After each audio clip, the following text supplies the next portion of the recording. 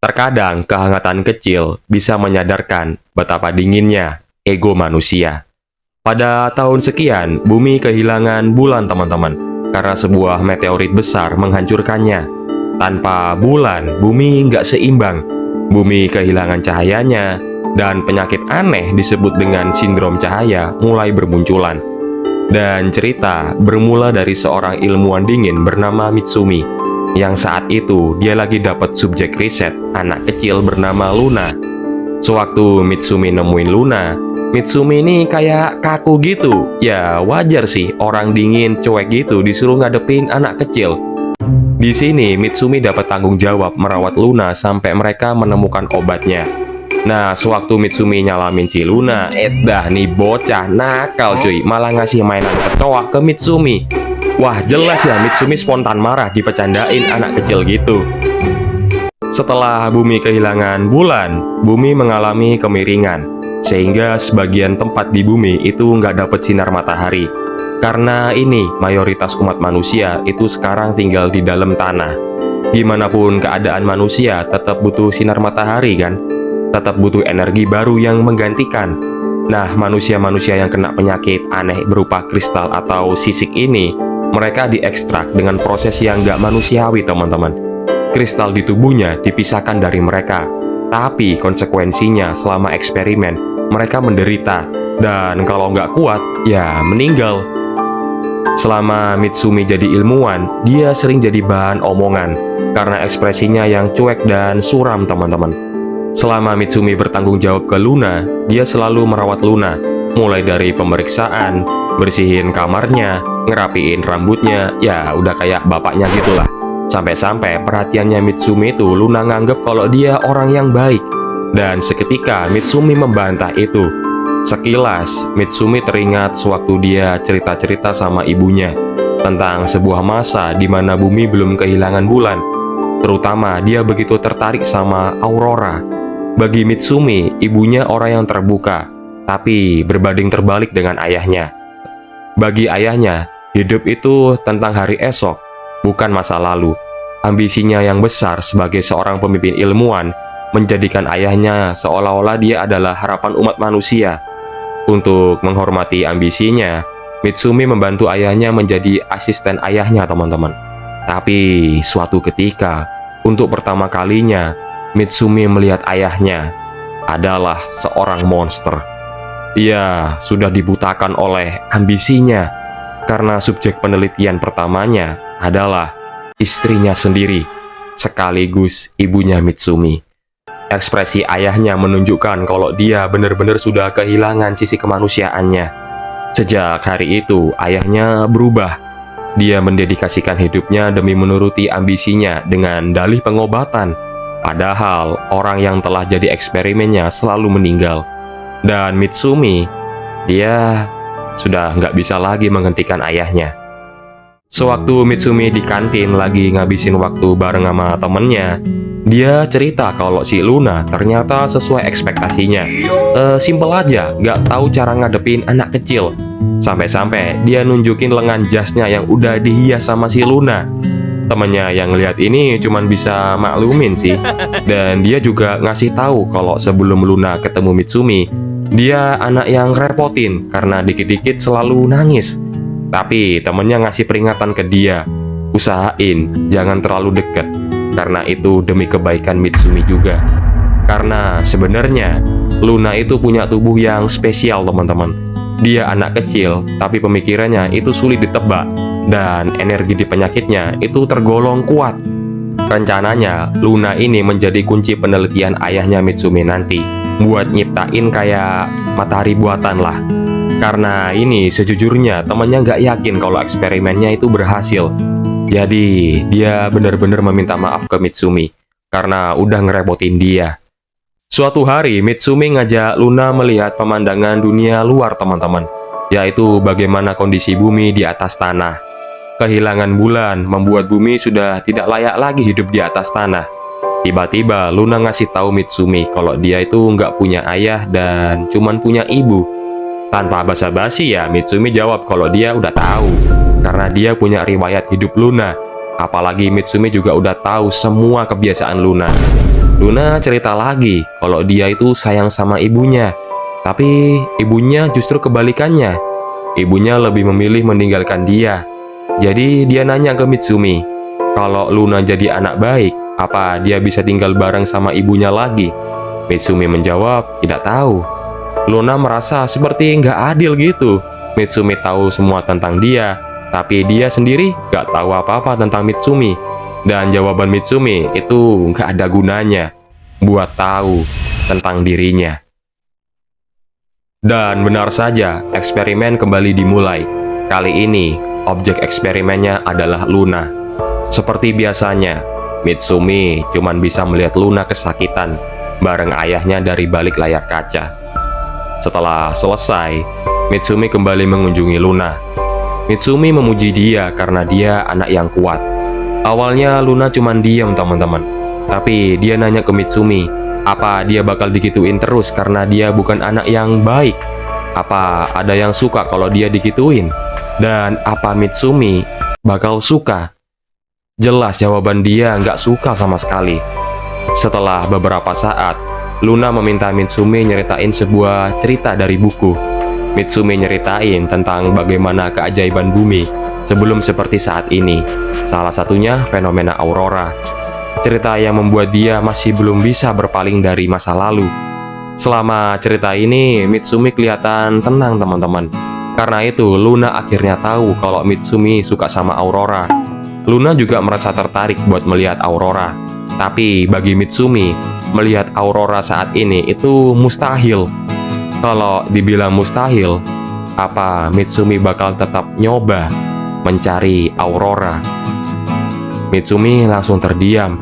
Dan Luna berkata kalau dia senang bisa bayangin betapa indahnya aurora seandainya dia bisa melihatnya suatu saat nanti. Setelah itu, keseharian mereka kembali seperti biasanya. Interaksi Mitsumi dengan Luna terlihat semakin hangat teman-teman. Setahun telah berlalu, Mitsumi masih terus melihat Luna menjadi objek eksperimen. Suatu hari, Mitsumi datangin ayahnya. Untuk pertama kalinya, dia meminta agar ayahnya memberhentikan eksperimennya. Mitsumi udah muak di sini, mengingat dia selalu membohongi para korban. Bagaimanapun mereka ya, mereka tetap manusia. Jelas ayahnya merasa aneh ya kan? Ayahnya berasumsi apa ini semua karena Luna. Mitsumi ngingetin kembali ayahnya tentang ibunya dulu, saat ibunya mengorbankan dirinya untuk membantunya. Seandainya istrinya tahu apa yang dilakuin suaminya ke depan, jelas istrinya waktu itu pasti nggak bakal mau membantunya. Sayangnya, jawaban ayahnya, Mitsumi terlalu naif. Baginya, istrinya adalah harapan umat manusia. Beberapa saat, perdebatan mereka semakin intens teman-teman. Sampai-sampai ayahnya itu memberikan pistol ke anaknya buat membunuhnya. Ya, sambil ragu-ragu, Mitsumi ngarahin pistolnya ke ayahnya. Tapi ya, sayangnya dia gak sanggup membunuh ayahnya teman-teman. Melihat ini, ayahnya meminta untuk proses eksperimen Luna tetap berjalan sesuai rencana. Ketidakmampuan Mitsumi membunuh ayahnya membuat dia menyesal. Dia kembali mengecek ruangan Luna. Sewaktu dia ngerapiin posisi tidurnya Luna yang berantakan, dia nggak sengaja melihat gambar dirinya bersama dengan Luna. Sewaktu Mitsumi melihat gambarnya, dia bergumam ke dirinya sendiri bahwa dia tidak seperti apa yang Luna bayangkan. Mitsumi masih mengingat jelas ketika dirinya mengantarkan mereka, para korban, menjalani eksperimennya. Aku memang penipu. Mitsumi selalu menipu mereka agar mereka percaya mereka akan disembuhkan. Tapi kenyataannya justru sebaliknya. Lagi dan lagi, Mitsumi selalu menipu mereka. Saat ia untuk pertama kalinya Luna mengatakan kalau dia pengen lihat aurora bareng Mitsumi, dia sadar bahwa Luna menyadarkan dirinya bahwa ia masih tetap manusia yang memiliki hati nurani. Hari final eksperimen tiba. Ayahnya Mitsumi ngomong ke Luna kalau sekarang akan menjadi hari ulang tahunnya. Untuk sesaat, Luna teringat saat-saat ibunya melepaskan dia, meninggalkannya hari itu. Seketika, Mitsumi langsung menyadarkan Luna teman-teman. Dia memegang tangan Luna Ayahnya yang ngeliat kayak nggak seneng gitu. Mitsumi bertekad kalau dia nggak akan menyerahkan Luna. Ia sadar kalau selama ini Luna dan yang lainnya, para korban, sangat berharga bagi umat manusia. Tapi dia sudah nggak mau menipu lagi. Meskipun ini semua demi masa depan, Mitsumi sudah tidak mau lagi membangun masa depan di atas pengorbanan manusia yang tidak bersalah. Dan seketika, satu peluru mengenai Mitsumi, teman-teman. Wah, di situ situasinya langsung chaos. Di satu sisi, Mitsumi berusaha melindungi Luna biar dia nggak jadi korban ambisi ayahnya. Di sisi lain, ayahnya menginginkan Luna tetap menjadi subjek eksperimen.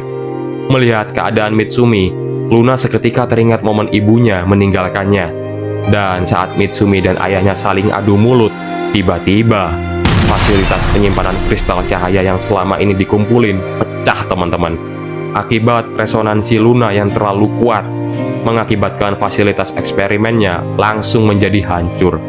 Kehancuran ini membuat ayahnya Mitsumi sudah menjadi orang yang gila. Dia itu tergila-gila dengan hasil resonansi Luna yang luar biasa. Dan sesaat setelah itu, sayangnya sih, ayahnya terbakar oleh ambisinya sendiri. Dia kemudian meninggal di detik-detik terakhirnya, sembari mengingat mendiang istrinya dulu. Melihat ayahnya yang sudah jadi abu, Mitsumi kembali mengingat jelas saat ibunya mengidap penyakit aneh itu. Ayahnya seketika tergila-gila untuk menjadikan istrinya sebagai subjek eksperimennya. Dan ternyata kalung yang dikenakan ayahnya selama ini adalah hasil eksperimen ke istrinya. Di tengah kobaran api, Luna masih berdiri kesakitan di sana.